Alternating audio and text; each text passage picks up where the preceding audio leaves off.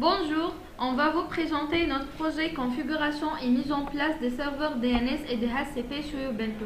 Ce projet, élaboré par Rebhi Rihab Yaqoubi Khouloud, encadré par M. Ben Samoud Khaled. Introduction. Dans ce projet, nous allons installer et configurer les serveurs DNS et DHCP qui sont deux serveurs indispensables pour le fonctionnement d'Internet et du réseau en général.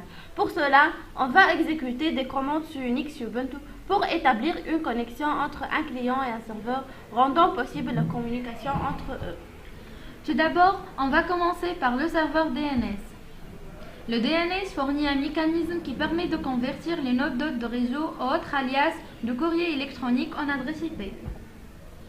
On a installé le serveur DNS à partir de la commande apt-get install bint9.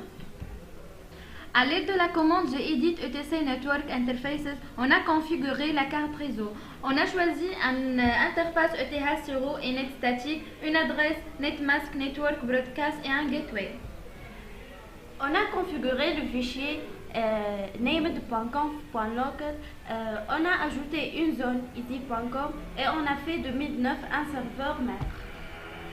On a copié le contenu de db.0 dans un autre fichier easy.com zone et on a l'édité. On a changé localhost par le FQDN de notre serveur. On a indiqué l'adresse IP du serveur et le nom et on a créé un enregistrement de type hot A.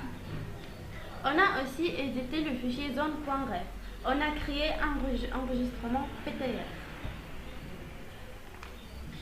Finalement, on a indiqué quels sont les serveurs de nom à utiliser à l'aide de la commande gedit etc resolve.conf. Maintenant, on va vous montrer le test que DNS marche.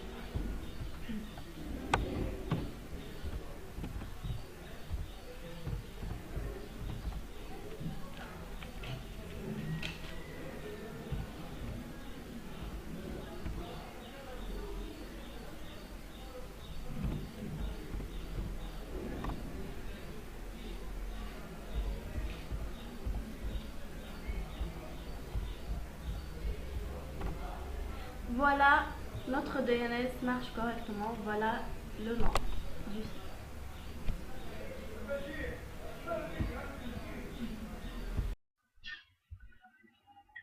Maintenant, on va vous montrer la configuration du serveur DHCP.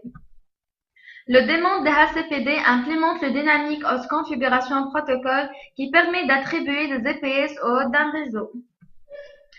On va configurer la machine serveur. On a installé le serveur DHCP à partir de la commande apt-get install dhcp3-server. Voilà, le répertoire DHCP est installé dans ETC. Maintenant, on a vérifié le fichier qui se trouve dans le répertoire DHCP. Maintenant, on va configurer le fichier dhcpd.conf. On a changé l'adresse IP, le masque, la plage d'adresse dynamique de 2.10 à 2.30, les adresses IP du serveur DNS et la passerelle du réseau. On a changé l'adresse de serveur statique à 192.168.2.2. Maintenant, on va configurer la machine client. On a indiqué dans le dossier Network Interfaces qu'on veut une configuration dynamique DHCP. Maintenant, on va vous montrer le test.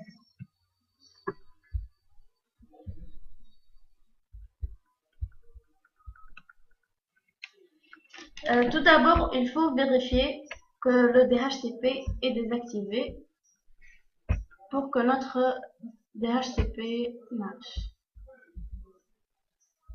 Voilà, le DHCP est désactivé.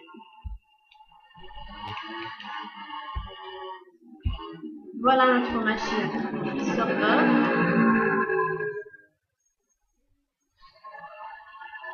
On va restarter le DHCP. Notre client.